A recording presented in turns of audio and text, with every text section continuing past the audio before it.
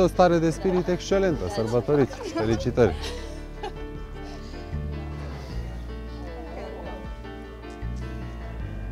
Cătălin, acest trandafir reprezintă o alegere a ta.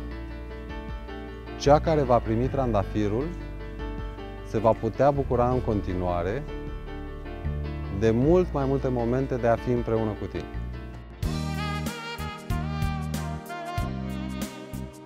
Trandafirul adus de Lucian nu este doar un accesoriu. Este mai degrabă un simbol puternic al voinței burlacului. Fetele care îl privesc se numără printre protagonistele pe care Cătălin dorește să le păstreze alături în emisiune și să le cunoască mai îndeaproape. Știi, Cătălin, eu am avut o mică divergență, dacă se poate spune așa. Și fetele mă tem că nu au înțeles mesajul meu.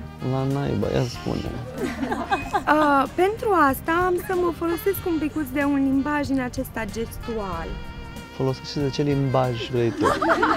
Da, mă bucur că pot să contez pe cooperarea ta.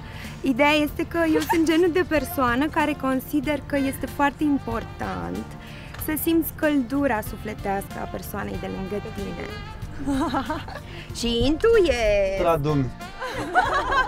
Aș vrea să te îmbrățișez. Atât? Doar atâta pledorie pentru doar atât? La naiba, în puii mei, ca să zic așa. Ne stă bine, nu-i așa? Foarte bine.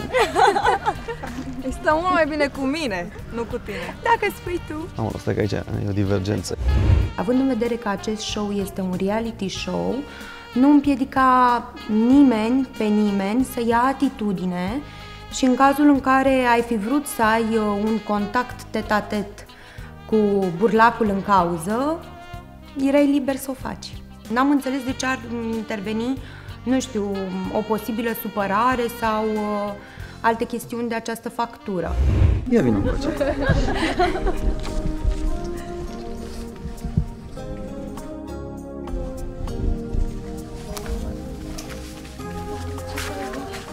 Ia-l.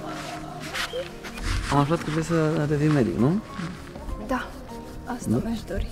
Uite, am să te testez și să vedem dacă știi să iei tensiunea, pulsul. Eu voi încerca, dar totuși am emoții, exact. Și...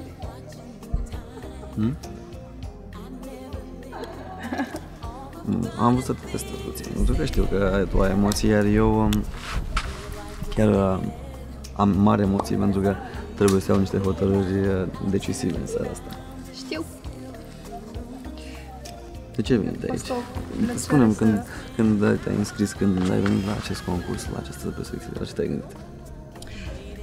Chiar se poate întâmpla să cucerești un burlac? Pur și simplu să-l cucerești ducându-te acolo și să-l vezi, să-l placi, să te placă? Ce ai fi dispusă să faci ca să-l cucerești? Depinde.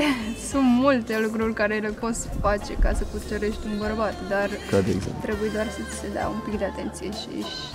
Păi nu, să presupunem că el nu-ți dă atenție, pentru că prea multă, pentru că să dea atenție tuturor. Și atunci trebuie să faci ceva special ca să îi atragi atenția, sunt 22 de fete. Trebuie să te remarci cu ceva. Ar trebui, dar aștept poate momentul să mă remarc cu ceva anume. Păi da, trebuie să faci în seara asta, pentru că seara asta... Este decisivă. Da, pentru câteva dintre voi este decisivă. Știu. Mai vorbim. A trebuit să iau pulsul, iar eu, nesimțind nimic la burlac, i-am spus că pur și simplu nu are nicio reacție față de câte fete este în jurul lui. Deși eu trebuia să zic poate cu totul altceva care să îl impresioneze. Eu am spus doar ceea ce am simțit și ceea ce am considerat eu atunci. Poate că am greșit. Ce a fost mai special? Ea? Ți-a luat pulsul? Cum stai cu De obicei trebuie, eu tensiunea? tot timpul mă tratez când mă simt mai emoționat și când cred că bătăile inimii sunt mai puternice, dar asta se datorează nu doar ei, ci vouă Dacă în ne general. străduim puțin, te tratăm foarte. Cred că este visul oricărui bărbat. Prezența trandafirului sporește tensiunea între fete. Toate domnișoarele au privirea țintită asupra lui și așteaptă cu sufletul la gură următoarea mișcare a burlacului. Cine să fie oare prima aleasă a lui Cătălin?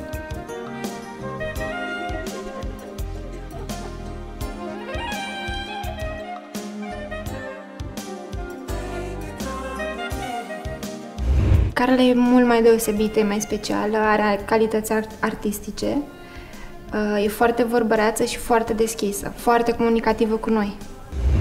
Vreau să știu mai multe lucruri despre tine.